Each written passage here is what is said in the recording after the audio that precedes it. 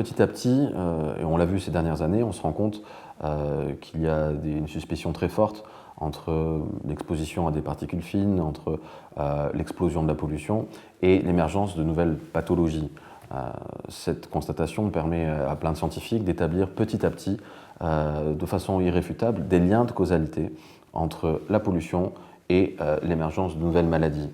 Et je crois que d'un point de vue juridique, il va y avoir au niveau global une évolution importante, puisque le droit permettra, à travers ces constatations scientifiques, de faire évoluer les choses, de faire peser une responsabilité pénale, juridique et même civile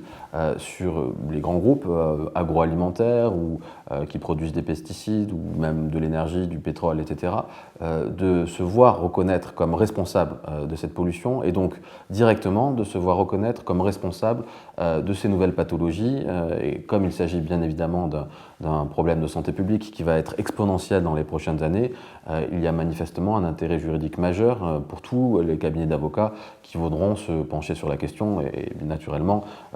nous sommes positionnés pour faire figure de pionniers puisque que ce soit à travers la pollution de l'eau et les microplastiques qui prolifèrent dans l'eau en bouteille, dans l'eau du robinet, que ce soit à travers les polluants éternels qui se retrouvent dans les pesticides et dans nos assiettes, ou encore l'exposition à des particules fines pour des métiers à risque ou même au niveau de la respiration de l'air un peu partout en France,